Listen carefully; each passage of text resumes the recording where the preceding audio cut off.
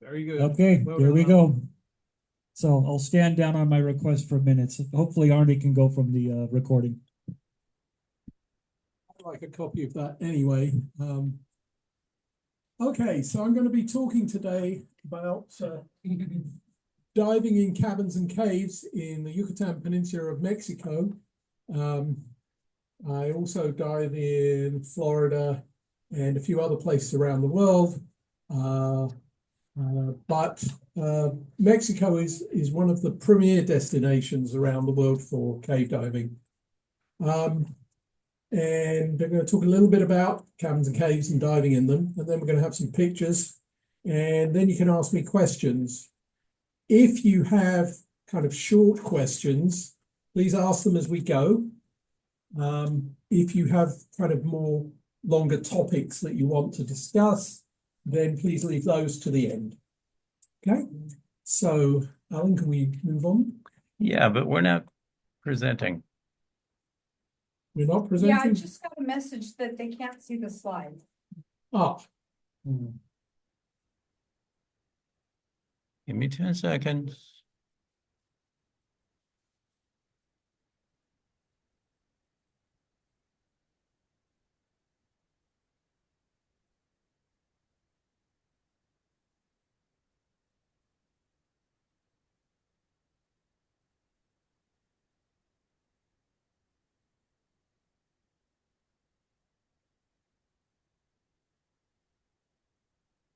That's better. can anybody out there now see the Zoom? Yeah, we can see the PowerPoint. There you go. Now you're presenting the Excellent. slides. Thank you, Dave. Okay, so just repeat that. I'm going to talk a little bit about caverns and caves and diving in them. Plus a bit of show and tell. We'll light up and focus the camera over here on the table. Then, and I may play around with the order a bit, but we're going to have some pictures from diving in the cenotes and in fact a bit of video as well. If you have any short questions, please ask them on the fly. If there are longer topics that you want to discuss, please leave that till the end. Okay. All right, Alan, if you can go on. Your page. Okay. So when is it a cavern and when is it a cave? A cavern is the name for the short entrance section of a cave. Officially, it's got to be in the light zone, but I put just because often it gets pretty distant and murky. You're not sure if you're still in the light zone. The thing to do is to cover over your light and look around. It's also used as a name to describe a large room within the cave. And there's a famous book that if you're interested in this stuff, you might want to get hold of. It's called Caverns Measureless to Man by Sheck Exley. Unfortunately, Sheck died in Zacaton in Mexico, which is a very deep cave. I believe he was about 700 feet down. So a cave is any hole in the ground or in the side of a mountain. It can even be under the sea or in a river. Now they can be deep and or twisty, far enough to leave the light zone behind. So that's what turns it from a cavern into a cave. And we talk about spelunkers or speleologists talk about dry cave, which can be actually dry, but more often than not, it's more or less damp. Sometimes it may even have a stream running through it. So it's not very damp, not very dry, but you can still breathe is the point. There's enough airspace above it to breathe. And it's called a cave if it goes mostly horizontally and it goes on, or we call it a sinkhole or pot if it's mostly a vertical tube. Wet caves is full or almost full of water. You can't breathe without scuba. Actually, if it's short enough, what we call a sump, a short bit that dips down, you can actually do a breath hold dive. And my very first dive was in Swildens Hole in England. It was a nasty, muddy pool of water. a narrow crack in the floor. My friend Craig had taken me spelunking. This is when I was about 20 years old. He said, jump down in that hole there and feel for a rope. That you find a rope down in there. So I jumped into the hole and felt around my feet, and sure enough, there was a rope. And I said, what do I do now? He says, take a deep breath and pull on the rope. I said, how far is it? He said, about 30 feet. I go, okay. And then I say, what do I do if I lose the rope? And he said, don't. So that was my first cave dive. Really a sump dive. Now, some caves are wet some of the time only. So beware if you're underground and it rains. And how do you know that? Because you see the river level or the water start to rise. That unless you've prepared for it, that can be very dangerous. You can get trapped. So sumps I just talked about, that's when you get a wet cave inside a dry cave. And we call it a spring if the water flow is outward. And we call it a sink or siphon if it flows inward. And that can change with rain or tides. And generally sinks and siphons can be dangerous because if you get in there, rather than having the water push you out, it's going to suck you in. And sometimes you cannot get out. The blue holes in Bahamas are tidal, and they're famous for once you get in there, if you're at the wrong stage of the tide, you will not be getting out again. Okay, let's go and look at the next one. So these are different types. There's alpine or ice caves. They're pretty. They're not very stable, obviously, if they melt, especially these days. And they're a particular type. We don't find those in Mexico. It's not that cold. Lava tubes. You see these in Hawaii and the Canary Islands and places like that. You do not get them in Mexico. Sea caves, we get them here in California, actually. That picture there, which is rather interesting, is Fingal's Cave up in Scotland, and has interesting rock formations. But again, they're sea fractures, they're eroded. There are what you might call caves, artificial places you can dive, silos and mines, stone quarries sometimes, but they're not really caves. And then we come to number 5, which is what we're going to be talking about, solution caves, where it's cast, what they call limestone cast. It's soft, mostly calcium carbonate rock, limestone and so on, marble, whatever. And they have what are called phreatic tunnels, which are basically tubes which are etched by carbonic acid from CO2 in the atmosphere. Of course, we're getting more of that these days. So just you get acidification of the ocean, you also get acid rain, and that acid rain falls down through the rocks through little holes, which limestone cast is like a giant sponge, and then it etches tubes into the underlying rock. So that's how we get these caves. And if they're dry for long enough, in other words, they're air-filled, the water drains out for long enough. Generally, this happened during the ice ages where a lot of the water froze out. Then the cave can drip, and those drips can form various formations, which we call speleothems. And you can see there a picture of one of the Mexican caves and all the beautiful formations that we get. Okay, let's move on. I'm not going to spend time on this. I'm sure if anybody's interested, I can give you the details. That's basically repeating what I've just said. One important thing, particularly in Mexico, in the Yucatan, there are no rivers. Or to put it another way, all the rivers are underground. There's no surface running water. So if you live there, which the Mayans did and indeed do today, you have to have a cenote. You have to have a spring or a well so that you can get water to live on, to farm, to drink, to bathe, all of the above. And there's no rivers. Okay, next one. So this shows you a distribution around the world of cast, you may notice, the people here, I guess you see up there is Florida. There's a lot of caves there. There are, you can see there, Haiti and the Dominican Republic have caves. And then on the other side of the world, there are in China areas, Indonesia, Philippines, even good old England, where caving actually started. The Brits started caving and cave diving. And we have quite a lot of caves, famous one being Cheddar Gorge. The one I mentioned, Swaldens Hole. There are some in Wales, several in Wales. So these are the kind of features you get, and we give them names. I draw your attention to the draperies. And often they're white and brown coloured. And what they look like, more than anything else, the common name for them is strips of bacon. So if you hear me talking about bacon, that's what that is.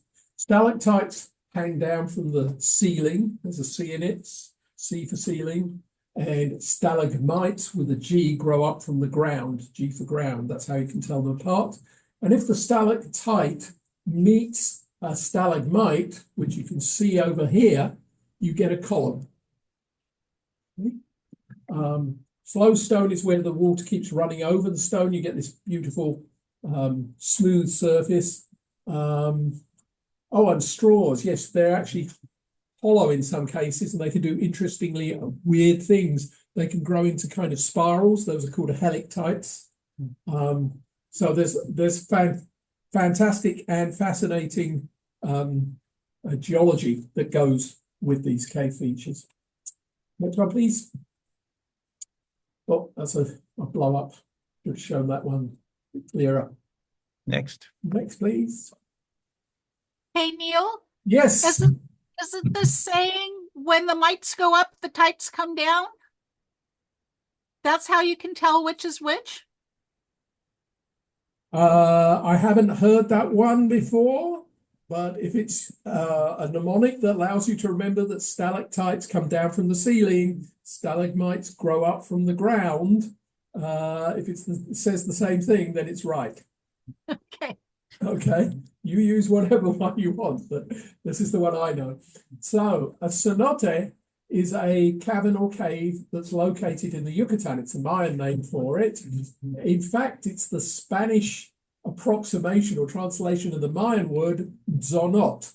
So you can see how zonot became cenote, which were the freshwater source, and freshwater is ha. They have another word which I can't remember for salt water. So that was their water source and their wells.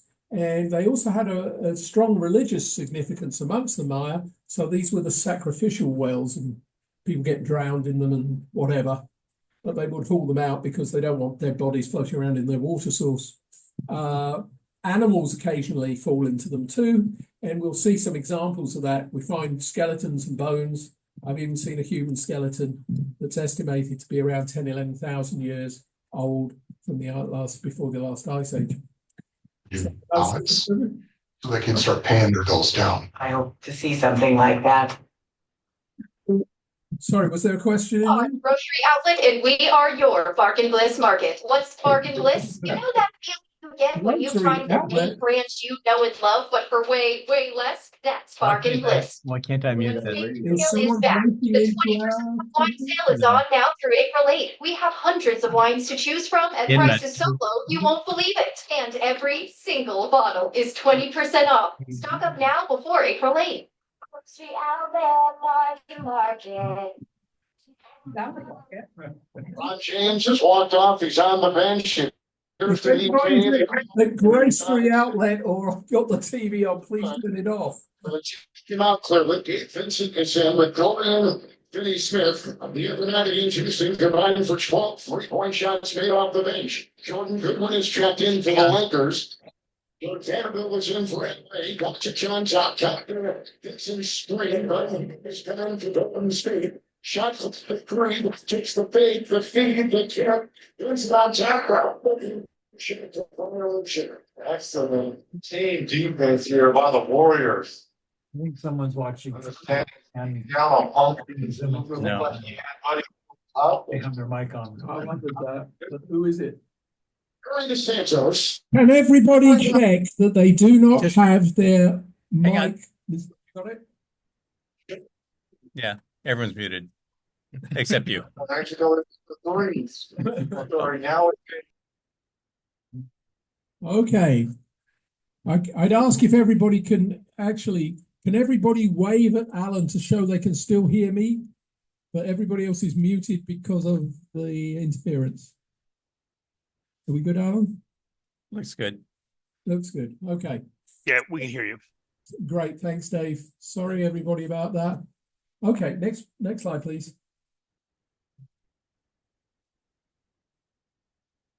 Getting there.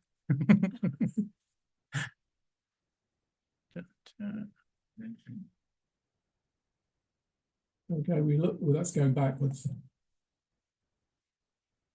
Let's put too many things away here. Sorry. There. Aha. Okay, this is the first one of talking about actual diving. So I'm going to delay that now and we'll come back to this. I want to go and look at some caves now because you've had enough lecture, you're probably bored. Let us look at the first of the cave presentations.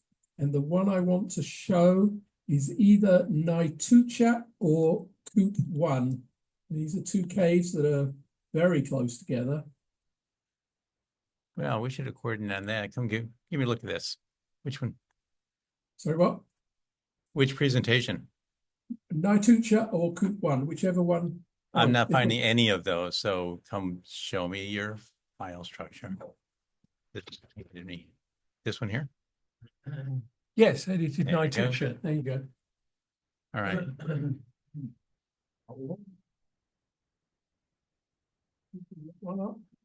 Sorry about that. Hang on. We didn't talk about JPEGs only. Let me get PowerPoint off of here. Figure out what we're going to display that with. Yeah, no, we close that one down and go to just photo. If you, on the first one, the first image, if you then do, yes, if you now blow that up to full screen and get rid of that backup and then hit slideshow, we can try these. No, not that one. You're right. That should be it. Here we go. And this is Elsa, who was with us. You'll notice there's Ajna, who's here in the room with us. And this is what it's like as we go through the cave. Neil, can you step back? Thank you. Maybe sit. 4 threes for the Lakers. 4 threes for Golden State. We have with all side mounting, and we all have 3 tanks apiece.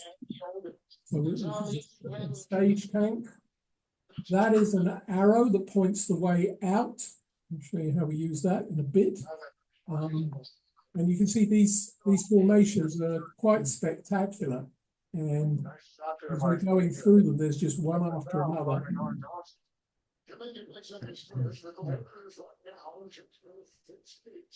Pardon me, Neil. Yeah. Are you installing the lines as you go? So the answer is that there are permanent lines that people put in. And then if you want to go from one permanent line to another, or if there's no permanent line, then we have to put them in ourselves. What's the depth there? These are very shallow caves. They're typically not more than 30, 40 feet deep. Can you stop that? Okay, never mind. Back it up one. Yeah, back up. Oh, stop there. That's a good one. Stop on that. So this shows how we put markers on the line. What's happened here is the top line, horizontal line going across is the permanent line. And we've got 2 jump lines that have been put in. And I can tell, see that one there, that marker is called a rem. And you'll see on the right side, there's another rem. So we're diving, because there's 5 of us in the cave, we're diving as 2 teams. We never more than, just like in open water, if you've got more than 3, you've got 2 teams.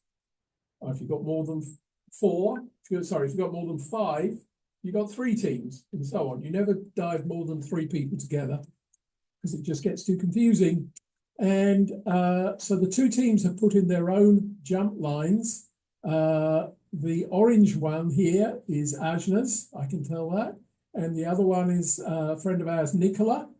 And Nicola's partner, his buddy, is his wife, Natalie. And that's the white marker, the white round marker. That's called a cookie. And you can see there's Elsa has put a red cookie on the line in front of Ajna's marker. And my cookie is actually a somewhat directional one. It's a cross between a cookie and a rem, and that's also pointing the way out. So the long side of the rems and my sort of triangular marker point towards our exit. The reason we don't use arrows for that is if you put an arrow, it always has to point to the nearest exit. And we don't know if further down the main line there might be a closer exit. So generally speaking, when you put the markers for you, and these are our markers, but you don't assume that someone else's markers point the way you want to go. Okay, unless it's an arrow, it should, in an emergency, you would assume that, which is dangerous to do in general, but if you push comes to shove, arrows always point to the nearest way out. Okay, anybody got any questions about how we use the markers? Okay, let's move on.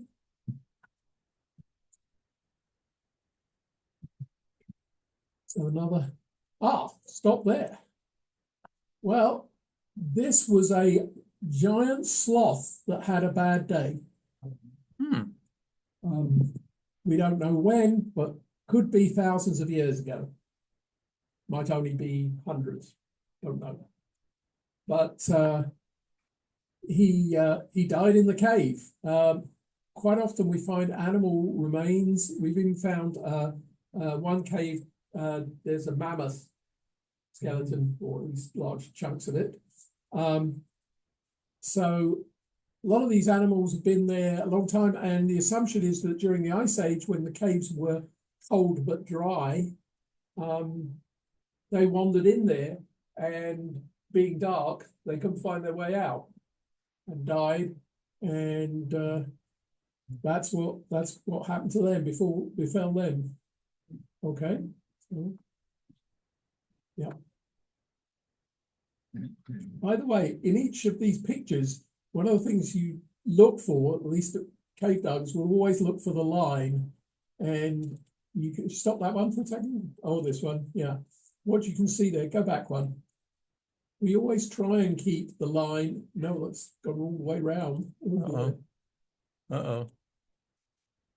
I don't know what you went back to the beginning. Okay. Yeah, I don't know if there's a single, the one back is over here. Let me click these through real quick. Say when. Okay, all the way back to where we were. Yeah. Well, we're getting close. One more. Stop. There we go. So what I want to point is normally we keep all the lines taut so nobody gets tangled in them. A loose line is an accident waiting to happen. And we always carry cutting devices so that we can free ourselves from line should that happen. The trouble is if you cut the guideline, you better keep an eye on which way was out, because you've lost your guide, and we have to do a repair then, put it back together. But when you leave the cave, we don't leave the jump lines in, so we take them with us, and that's what Ajna's doing here. He's winding his way out, and normally your buddy, I'm taking a photograph, but after that I will go and pull on the line gently to keep it taut so that nobody gets tangled. Okay, let's go on. Reeling out. Oh, now we can see the video.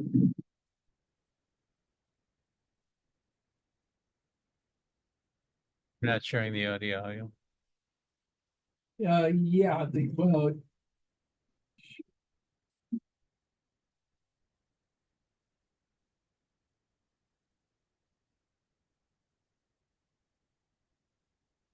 You'll notice the way we kick in the caves. We don't use flutter kick. We use frog kick, and we sometimes use what's called a modified flutter kick, where you flutter kick, but only from the ankles.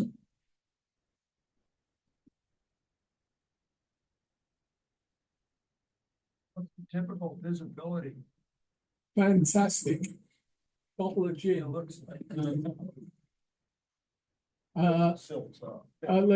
Yes, that's right. It's very transparent and clear before we've been through. A combination of the careless kick here or there, and or percolation, which is when our bubbles go up and hit the roof. The visibility tends to be degraded. It's always worse on the way out than it was on the way in. You can see the line there. We always keep the guideline in view, and we usually try. Oh, this is interesting. Some people with scooters are coming past this other group. And, out of their way, and then we're carrying on. And we keep the line almost within reach. We try not to touch it. And that's this poor old sloth again. I think those are his those curve things. I think look like. Oh, I should mention it's a giant sloth. It's not like the sloth you find these days.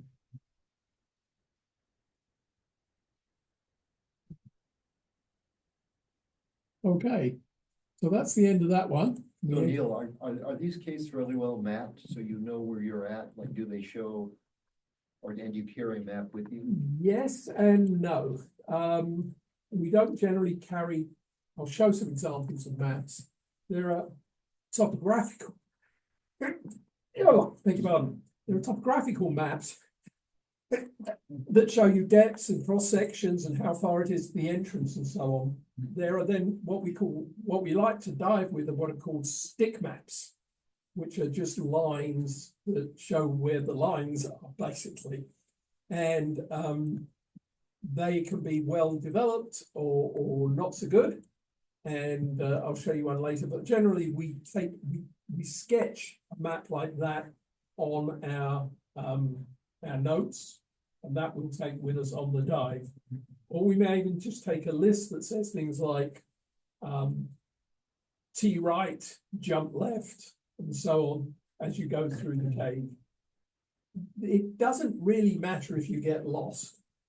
It does obviously if you're trying to get somewhere in particular, but it doesn't matter if you get lost as long as you're marking and putting in the lines correctly, because you can always backtrack.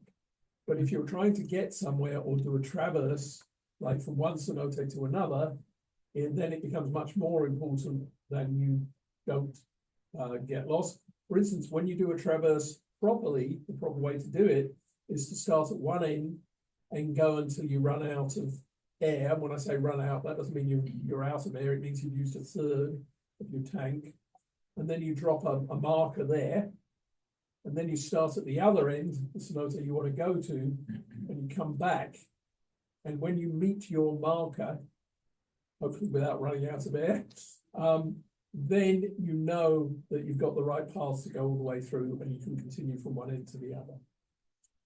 Okay. Thanks. So let's finish this one. This was Naitucha. It was very beautiful, somewhat small cave. It's not tiny. Neil, can you? Thought we hit the end Sorry. of this. Better. If you press escape, I think it will let you out. Yes. Nice. Let's do Coop 1 next.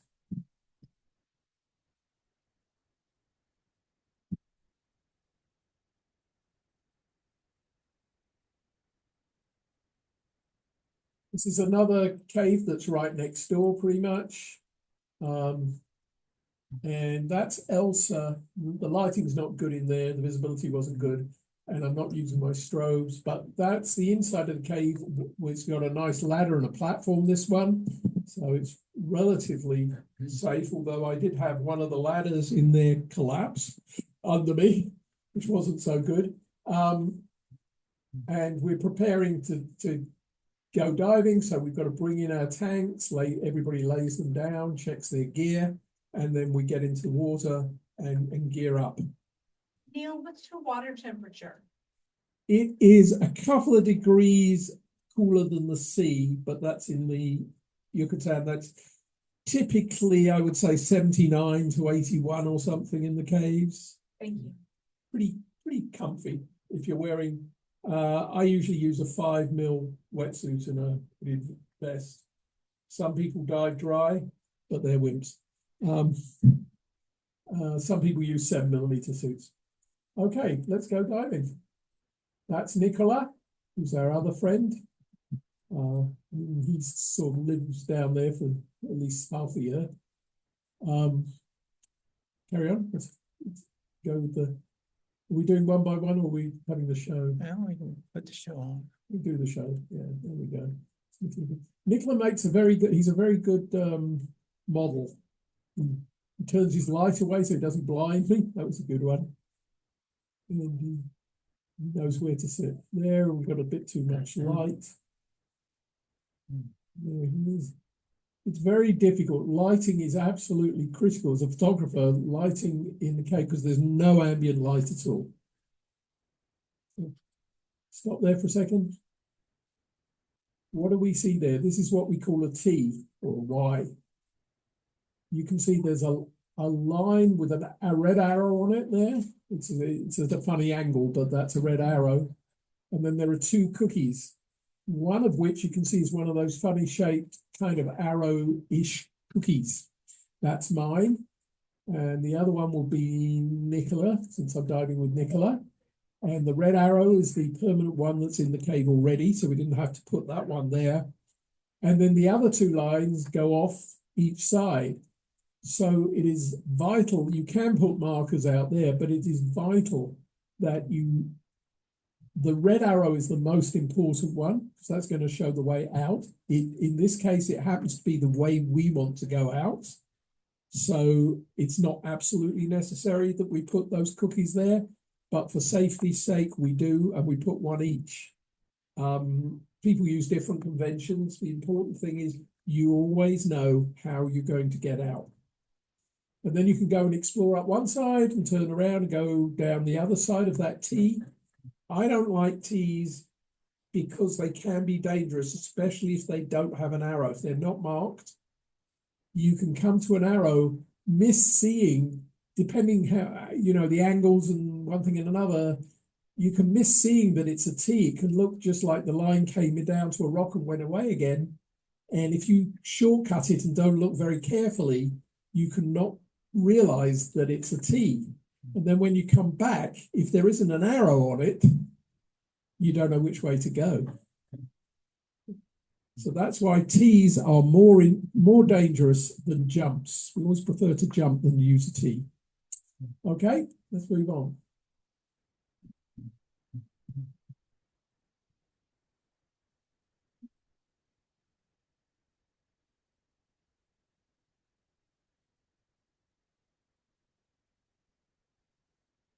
The flowstone there below the stalactites. You see the line on the right side. On this one, the line is on the left side. We always keep an eye on the line. And there is the platform and the exit from this one. Okay.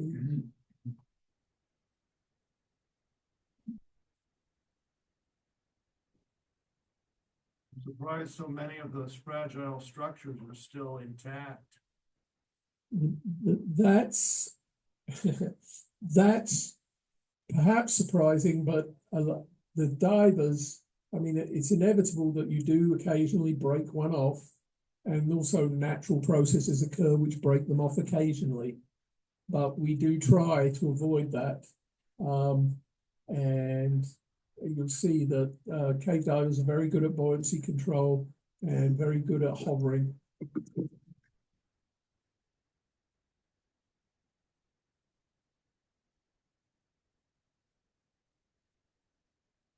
Again, this gives you a really good feel for what it's actually like as we go through the caves, you know, what you can see. And the video lights tend to have a shorter range than our cave lights. It's narrow, so we're going towards the exit or at exit.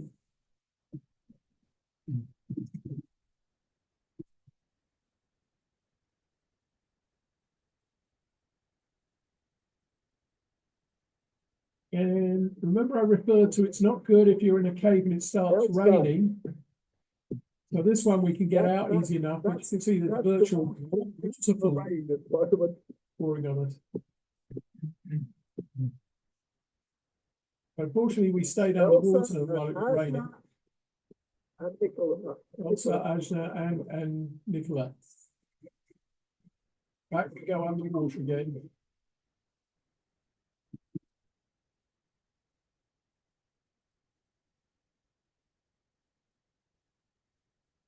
Now, people ask what life you see down there. Oh, this is when we breathed our stage tanks down a third or a half, depending on the protocol you use.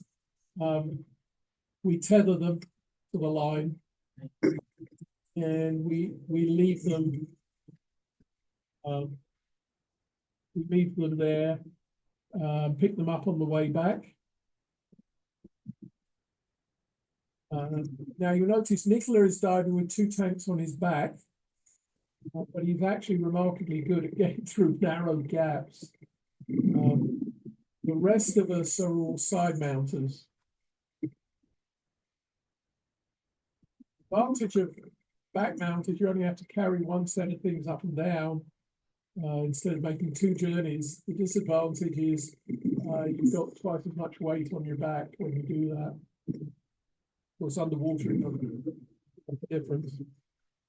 You don't actually hold on to the line, you know. You only actually touch the line if all the lights were to go out or the visibility turned to, you know, chocolate milk. Yeah. Then you would ring the line, follow it with your hand ringed around it like an OK sign. Otherwise, you try not to touch the line minimally. Right, I think we've seen all of this one. Let's go back to the presentation now.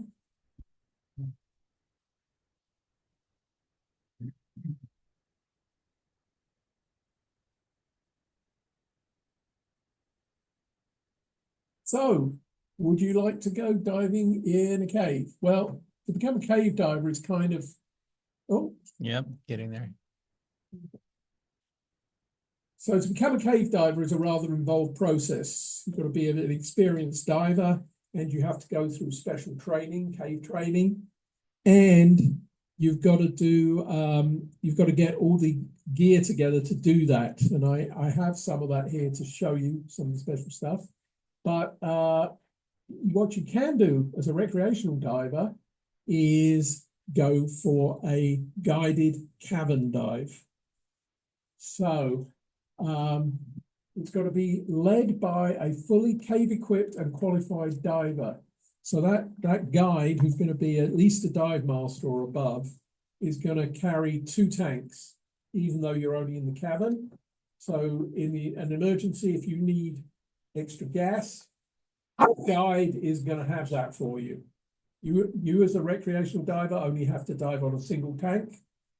You have to carry at least 1 light. I would recommend carrying 2, like a night dive. And you stay in the ambient light zone just. I know a number of places, they either have an artificial light or frankly, it's pretty damn dark. But if you cover your light and look around, you can see a smidge of light in the distance. Follow your guide, keep with your buddies, and follow the pre-laid guideline, which is usually gold. In some cases, if there is no permanent guideline, the guide will lay a line as you go. And that may often be a white line. Your distance and air limited. The general rule is less than 200 feet. Paddy says 130, but we'll ignore that. I didn't say that. It's a combined horizontal and vertical ascent distance from air, the surface. Do not pass either of these stop signs. You'll see them at the entrance to most caves, certainly the more visited ones. And you should plan your gas consumption to exit with at least a third of the air supply remaining.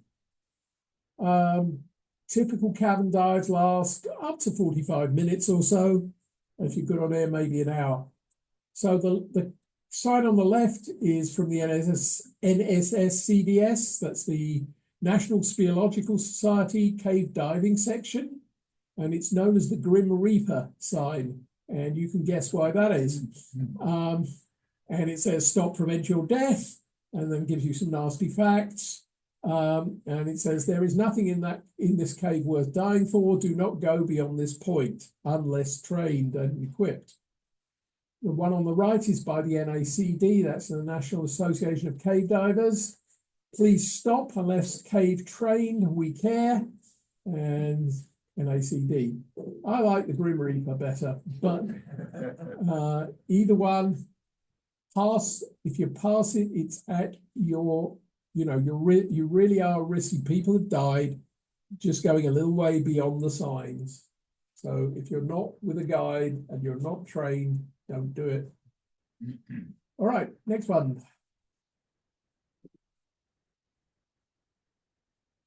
Okay, so these are the rules for diving in the caverns in Spanish. And in case you don't understand the Spanish, I have translated it for you. No knives, gloves, snorkels. What are you going to do with a snorkel? No scuba sausages either. They're not going to do you any good. Nothing dangling. No sunblock. We don't want to contaminate the cenote, and don't touch anything. One qualified guide can lead up to 4 divers, no more. Rule of thirds. We talked to a third of gas used going in, a third gas coming out, and a third of gas kept in reserve. The light zone is up to 200 foot from the open air, water or air. It's not into the cave. Don't pass the signs. Frog kick or skull, which you may need to practice if you haven't done any of that or much of it. Try and work, keep your buoyancy good. Don't sit at the bottom or anything like that. Keep your trim good. Trim refers to whether you're head down or head up. So you don't want to snowplow your way through the cave, kicking into the silt. And dive flat with your fins held up. That middle panel there, you'll see the little divers nice and flat, holding his legs and his fins up off the bottom. Okay? No restrictions. Restrictions are where there's not enough room for divers to get through. A minor restriction is when one diver at a time can get through, no trouble, but 2 divers can't. A major restriction is where even a single diver may have to remove equipment in order to get through. And you will notice that the guide and cave divers use a long hose setup. So in emergency, you can follow each other one after the other, so you can get through a minor restriction. Okay, so follow the guide, cavern line and the guide, and turn back if you see a stop sign. Okay, let's move on. So here we're going to stop for some tech gear and BCD. These are the BCDs I use for side mount. If you use a plate and wing, or if you're familiar with a plate and wing BC, that's the same thing we use, but double width. It's got to accept, 11-inch mounting holes, and will accept a double tank setup if you go for back mount. For side mount, you need a BC that doesn't have mounting on the back, but has bungees, or they used to use bicycle inner tubes to hold the valves of the tanks under your armpits. And then they have either a butt plate or some place that you can hook your tanks, the back of your tanks to at the bottom. And then there is a crotch strap, which usually has some facility for hanging things off of between your legs. You may have a pouch, which I haven't shown you there. And there's a front D-ring, which you can hang from there if you have a DSV, a diver propulsion vehicle, a scooter. Okay, the one on the left, which is my present one, the one on the right's a little more compact and lighter. The one on the left is the one I use these days, and it is a Hollis Katana 2, and it has dual bladders, which is good if you dive wet, because if you were to lose buoyancy, you'd have to basically walk your way out of the cave. So if you've got a dry suit, you can use the dry suit as your redundant buoyancy bladder. In fact, the one on the right, which is my Subgear Diamond, I've inserted a bladder into it as a second bladder, but the one on the left is actually built to do that. Okay. And this is what a major restriction looks like. Some skinny little people can get through there with their tanks on, particularly if they back mount because of the shape, but I can't. So this is called the tanks off restriction. There's a clue to what it's like. Got to take your tanks off. It's on the X line from the Pat Cemetery cenote on the way to the Blue Abyss, which is a famous deep hole. It joins 3 other cenotes, or 4 or more if you include the whole of Sakak'tun. Sakak'tun is the White Cave. And it shows the advantage of side mounting in tight confines. I've unclipped my right tank from my hip, and I've swung it in front of me, and now I'm pushing it through the hole and following it through. Okay. And can we have the lighting on for a minute? You can see kind of the specialist gear that's different from what we normally take in ocean diving. You'll notice no snorkel and no SMB, because they won't do you any good. I've got, can we turn the camera on here so we can see me? Have to turn off the. Can you Max? I want to see where it's pointed. This is I'm going to run through quickly the same equipment that you can see on the table there. The table, I've actually brought it here, but that's the picture's the same material. Or I can do it just from the video. I mean, anybody is welcome to come up and have a look at this afterwards. We'll stick with this. The helmet there, back mounters generally don't have a helmet because the first thing that hits the roof of the cave is their valves on their back. But side mounters usually do use a helmet or a bump cap. Not only to protect you from scraping on things above you that you can't see half the time, but it also is a convenient place to stick lights when you need both hands free. So you can see here, I've got my main cave light, which goes to a canister. So it's a canister battery that will last about 3.5 to 4 hours underwater. And does it run out? Yes, I've had it run out on several occasions, usually towards the end of the second or third dive of the day. So we carry a number of backup flashlights. You'll see on the left, there are 3 there.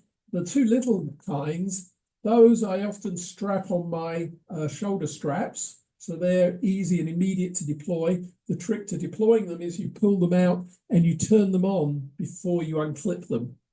That way you've got light, and if you drop it, you know where it is.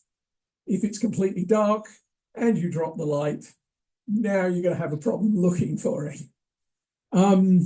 So those little ones, the yellow one I love because it's plastic, it doesn't corrode, it's dim relatively, but it lasts for hours. Okay, so that's the get out of here. The shit hits the fan light. The other small one's kind of neat. It lasts for an hour and a half, and it's pretty damn bright for a small one. There's a bigger one further over, which I actually use mostly in the ocean. And then there's this one here, which is a new one I've got, which is in fact very, very bright.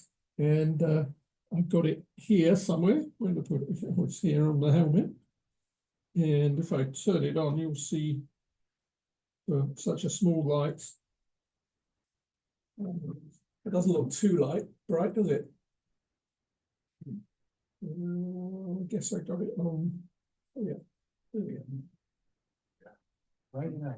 That's right enough. It'll get you out of a cave. Now, turn that one off. We can also do this. And that, again, you know, that's my standard caving light. So here is a bunch of markers, as you saw before, in use. And we keep them on a bungee like this. So you clip that off, you pull them down on it, and that way you keep them, and they're always ready to hand. And these rectangular ones here are these are the REMs. These are these square ones. Do they just unclip from the bungee? They have slots in them, especially, and you just pull, and then you stretch it out, and put them back on. And they will also thread on and off a line. If you ever get interested in really doing this stuff, you'll learn how to put them on lines.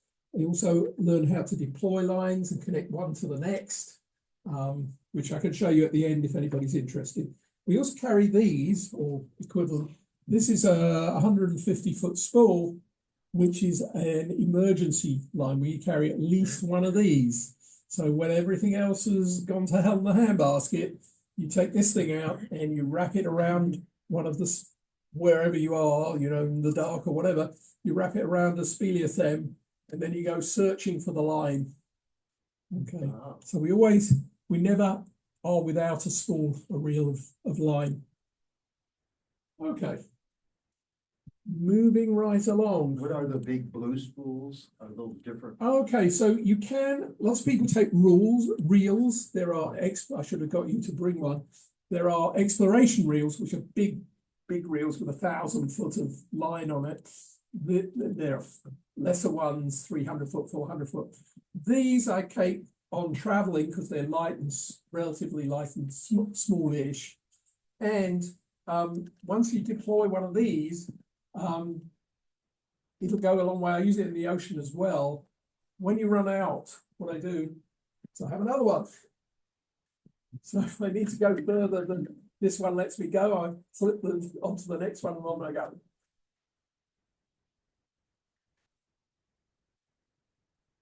Okay. So different kinds of line. There's a reel. This is a nicer reel. This is what's called a sidewinder reel. The exploration reels are like this or this, but much bigger. The yellow line, this is commandle. Commandle means it's got an outer covering over an inner line that's stronger and thicker.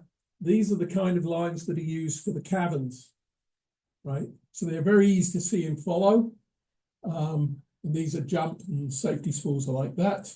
And of course, we can still use compasses. Okay. And I've explained arrows, cookies, and REMs.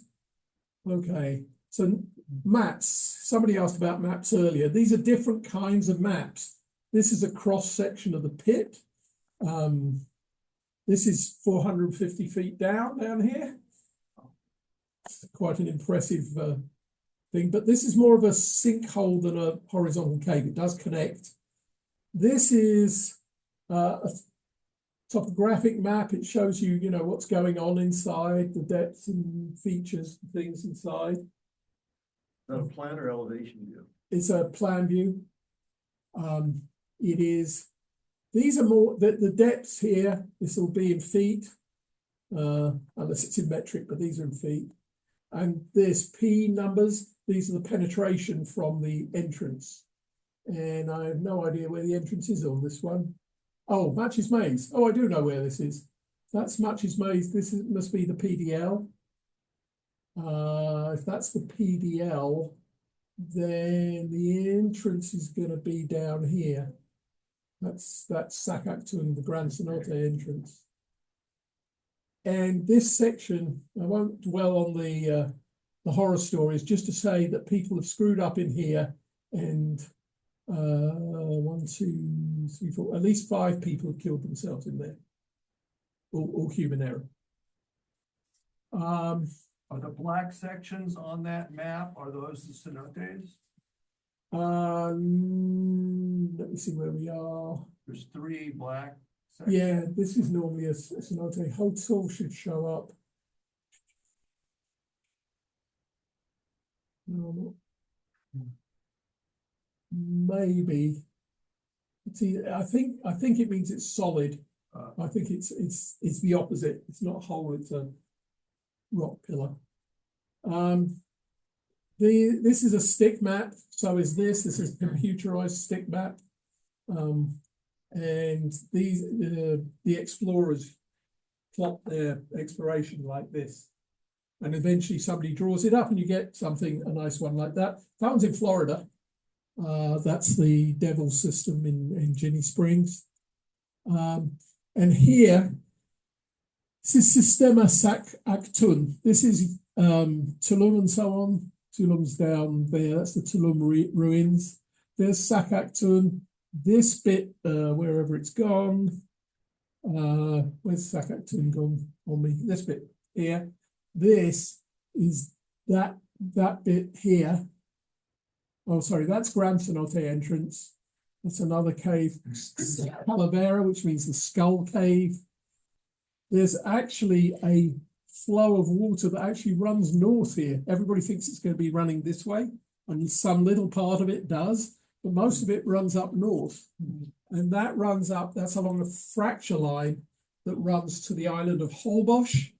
And it's where the asteroid that killed the dinosaurs, that's where it impacted up there, and it caused this fracture line right along the Yucatan Peninsula. Okay, let's move along. And that's what one of the cenotes looks like. That's Abejas, which I've certainly fallen over there at least twice and hurt myself. And I think you have as well, Ajna. Those rocks are really, really slippery. And when you're lugging tanks over the rocks to get in, the actual cenote is up at the back end, and you have to get in here on these Titatossa rocks with slippery algae all over it. Fall and break your neck. Okay, that's what that is. This is an example. This was a very, very beautiful cenote, which is, this is a cavern. You can go in there. There are 4 cenotes in one, or there were, right? And you can dive from one to the next and come back and do it all on one tank of air. And it's a legit, one of the best cavern dives that you can do. That's a recreational diver. So you can go there and do this, or you could until about 2 years, 3 years ago now. The owners, they contracted with some guys who were going to run a snorkel expedition thing, you know, have lots and lots of tourists come out and do snorkeling. But the openings to get this picture, these are coming in through the 4 points of light, which is famous. And it was kind of a small hole. So they went up there with a digging machine, and they collapsed the roof. Not deliberately, they were trying to open it out a bit to let the snorkelers have more room to swim around in. But what they ended up doing was destroying it. And so you can go there now and you can dive to the other cenotes, but you'll never see this. Okay.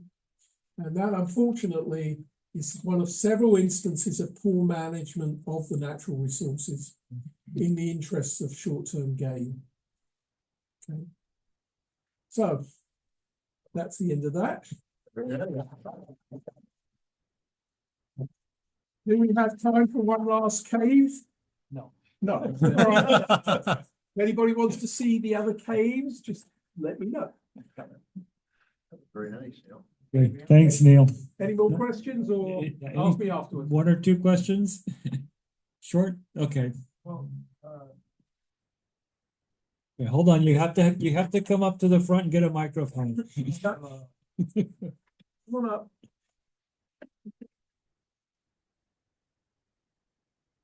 That way the folks on Zoom can hear and see. So on the annual Cozumel trip, I would be interested in diving a cenote. So how would you suggest I go about doing that?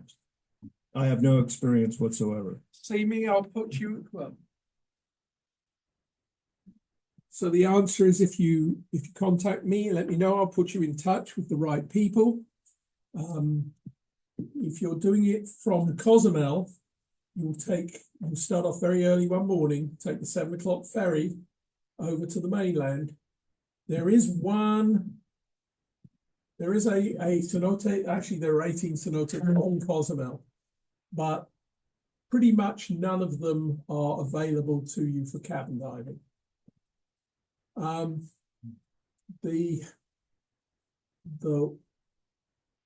you take the ferry over to the mainland. You arrange for somebody to meet you there with a van and a guide, a driver and a guide, and they will take you to one of 2 or 3 cenotes. There's more than that. There's about 10 that you can do. The best ones, but they have become very expensive. Dos Ojos is, a lot of people go there. It's good. It's so, due to someone committing suicide in there, they no longer allow you to cave dive there. You have to go in a different entrance. But you can still go with a guided cabin dive, and they'll take you there and do 2 dives and there are 2 lines, and there's the back cave line and the Barbie line. I won't tell you why. We'll find out when you go there. And so you can do 2 dives there. It takes a whole day, and they'll give you lunch, and then they'll bring you back to the ferry, and you come on back. So that's how you do it from Cozumel. is that out of Tulum? You take, No, that's if you're in Tulum, no. you do it a different way. There are Where do you lots of take shops. The ferry goes to, The ferry goes over to Playa del Carmen. okay, There are 2 ferries, one for cars and one for pedestrians only. okay, Okay, great. Okay. anybody else? No? Okay. Thank you, Jim. Thank you, Yeah, Neil.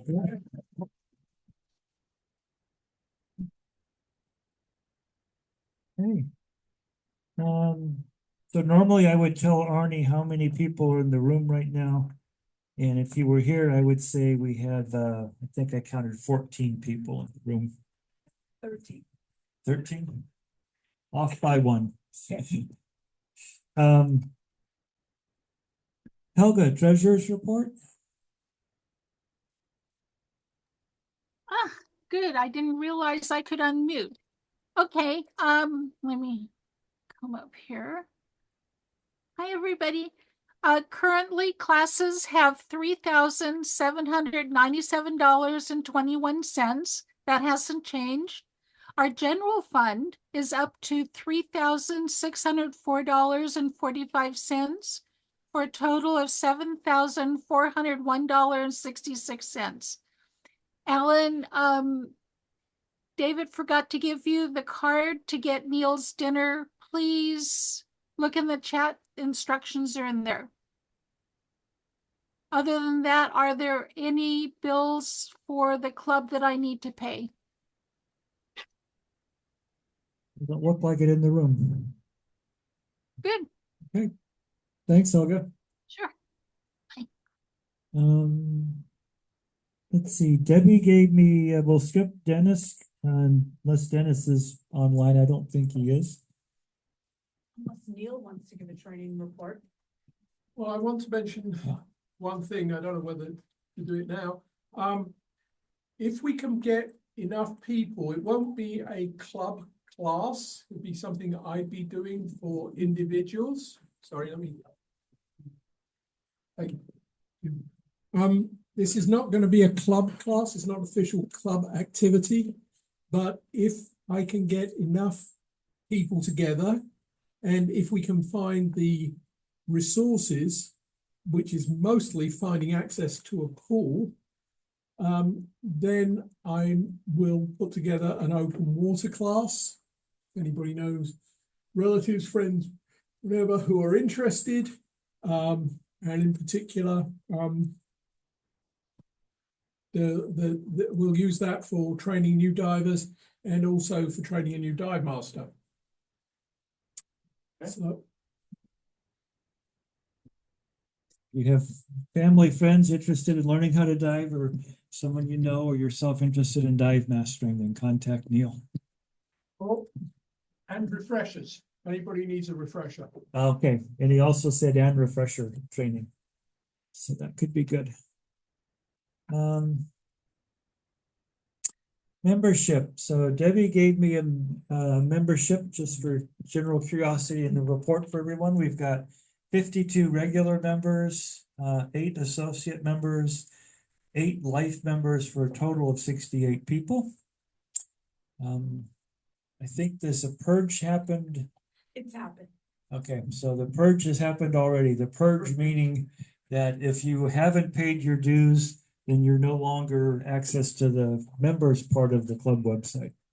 Hey, Jim, I don't know if you did guest yet, but Jim Steele is here. I know. Yes. No, I know. Yeah, I've been singing for a while.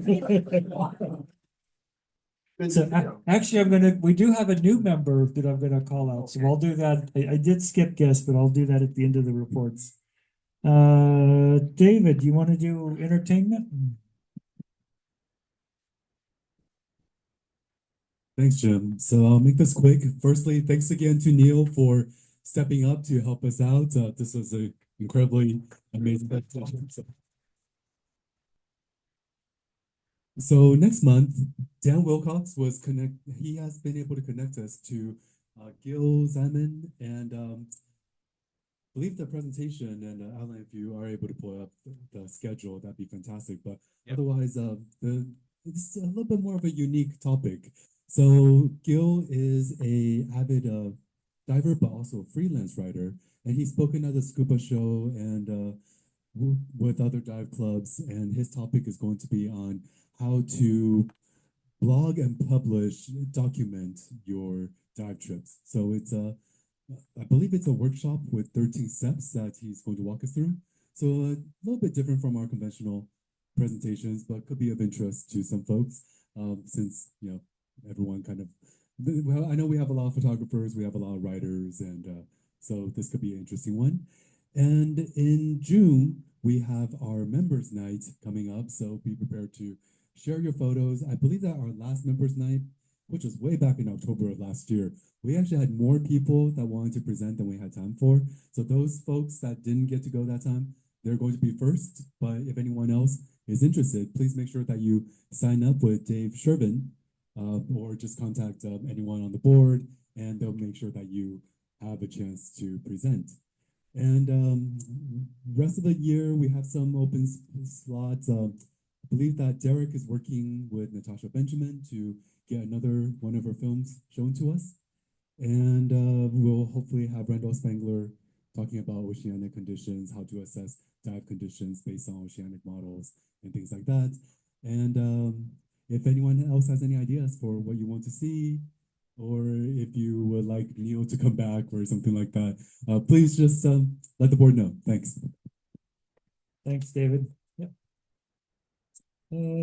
Let's see. I don't believe Oliver's here in Zoom. So we'll go to Derek for communications.